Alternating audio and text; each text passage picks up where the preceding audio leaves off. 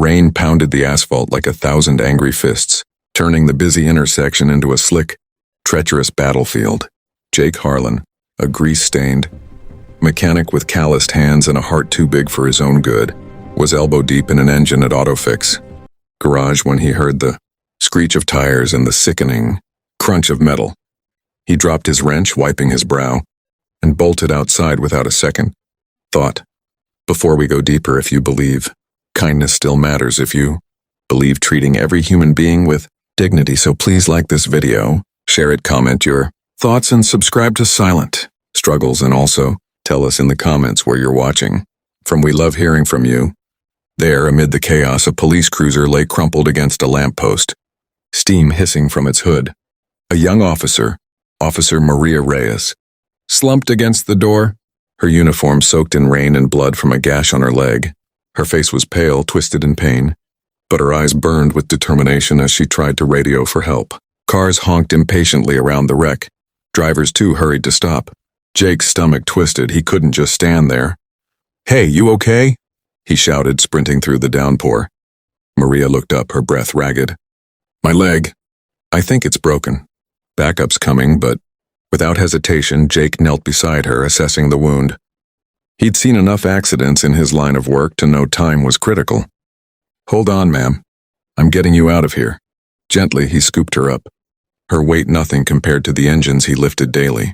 She winced but clung to him, her badge pressing against his chest like a silent plea, as he carried her toward the nearby hospital entrance. A sharp voice cut through the rain. "What is this? You're on duty!" "She was hurt. I had to help." "You're fired! Get back to work It was his now!" boss, Victor Kane, storming out from the garage, red-faced and furious. Victor was a penny pincher, more concerned with quotas than people. Jake ignored him, focusing on Maria's labored breathing. By the time they reached the ER doors, sirens wailed in the distance. Paramedics took over, wheeling Maria inside. She grabbed Jake's hand briefly. "Thank you, a stranger. What's your name?" "Jake," he said, smiling through the wet. Just doing what anyone would. But as he trudged back to the garage, Victor was waiting, arms crossed. "You're fired, Harlan. You left your post during shift. Customers waiting and you play hero? Pack your stuff." Jake's world spun. He'd worked there for years, supporting his ailing mother and little sister. "But she was hurt, Vic. I couldn't—" "Excuses out." Victor turned away, slamming the office door. That night, Jake sat in his modest home on the edge of town, staring at the rain-streaked window. Unemployment loomed like a storm cloud. Why did helping someone cost him everything? Little did he know the real storm was just beginning. The next morning dawned gray and heavy, mirroring Jake's mood. He sipped bitter coffee at his kitchen table, flipping through job ads on his phone. His mother, Elena, wheeled her chair into the room, her frail hands folding a newspaper. "You did the right thing, mijo," she said softly, her voice laced with pride and worry. "God sees these things." Jake forced a smile. "Yeah, Ma, but bills don't pay themselves." His sister, Lily, just 12, hugged him from behind. "You're a hero, Jake." Like in the movies. He ruffled her hair, but doubt gnawed at him. Was it heroism or foolishness? Victor's words echoed. Play hero. Maybe he was right. Life wasn't a fairy tale. Outside, the neighborhood stirred with the usual hum. Kids on bikes. Dogs barking. Then a low rumble grew. Jake peered out the window and froze. Patrol cars, 10 of them, lined the street, lights flashing silently, surrounding his house like a fortress. His heart pounded. Had Maria pressed charges? Did Victor report him for something? "Mom, Lily, stay inside," he whispered, stepping onto the porch. Officers emerged from the vehicles, stern-faced, hands on belts. The lead one, a burly sergeant with a mustache, approached. "Jake Harlan?" Jake nodded, throat dry.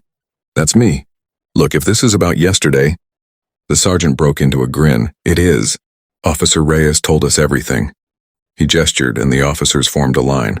From the back of one car, Maria hobbled out on crutches, her leg bandaged, a determined smile on her face. But she wasn't alone. Beside her was a woman in a sharp red blazer, Captain Lydia Grant, head of the precinct, her expression fierce yet warm. "Mr. Harlan," Captain Grant said, extending a hand. "You saved one of our own yesterday. Maria could have bled out in that rain. We're here to say thank you." Jake blinked, stunned. "Thank you? I thought..." "The cars..." Maria laughed weakly. "We wanted to make an entrance." You carried me like I weighed nothing. Turns out that stranger is a local legend now. The officers applauded and neighbors peeked from windows, whispering. But then an unexpected twist. Victor pulled up in his truck, face ashen. "Jake, what's going on?" Captain Grant turned, her eyes narrowing. Mr. Kane, we've heard about you too. Firing a man for saving a life? That's not sitting well with us." Victor's bluster faded. "It was business. I didn't know." "Business?" Maria interjected. "Jake's the best mechanic in town, and now the department needs a fleet serviced. Guess who we won't be calling?" Jake's mind reeled. This wasn't just thanks, it was justice unfolding in real time. As the officers mingled on the lawn, sharing stories, Jake felt a whirlwind of emotions. Relief washed over him, but confusion lingered. "Why go to such lengths?" Captain Grant pulled him aside. "Maria's not just any officer, Jake, she's my niece. When she called last night, sobbing about your kindness and then your firing, I couldn't let it slide." Maria crutched over, eyes misty. "You didn't hesitate. In a world where people look away, you stepped up. But there's more." She nodded to the sergeant, who unveiled a banner from a car. "Hero of the day, Jake Harlan." The neighbors emerged now, applauding. Lily burst out the door, eyes wide. "Jake, they're here for you." But the twist kept coming. Victor, cornered by the crowd, stammered apologies. "Jake, I was wrong. Come back, double pay, please." Jake hesitated. Pride surged, but so did forgiveness. "Vic, it's not about the money. It's about doing right." Yet deep down he knew his family needed stability. Then, the emotional peak hit like a thunderclap. Elena wheeled out, tears streaming. "My boy, I always knew you had your father's heart." Jake knelt, hugging her. His dad, a firefighter, had died saving others years ago. "He'd be proud, Ma." Maria placed a hand on his shoulder. "Jake, the department wants to honor you officially, and we've got a job offer. Fleet mechanic for the precinct. Better pay, benefits, you in?" The offer stunned him. From fired to favored in a day?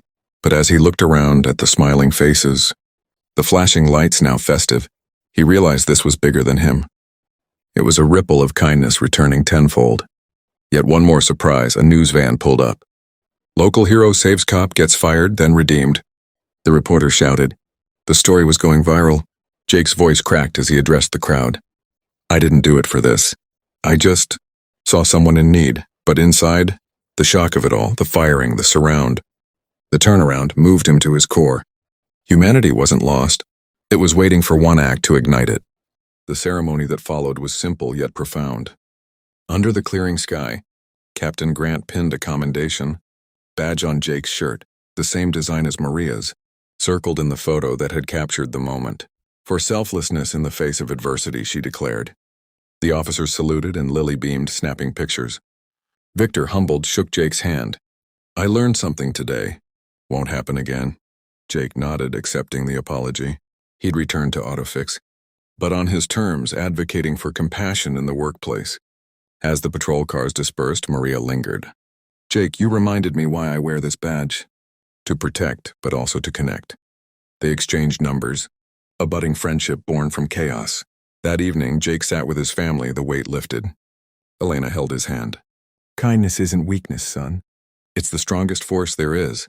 Lily added, "You're my superhero." Reflecting, Jake realized the true twist. His act hadn't just saved Maria. It had mended fractures in his own life, inspiring a community to value humanity over haste. In the end, the story wasn't about cars or badges, but the unbreakable thread of selflessness. One rainy decision sparked a chain of good, proving that in a divided world, a single act of kindness can surround us with unexpected allies, healing hearts and restoring faith. And that's the real power. We all have it within us, waiting to be unleashed.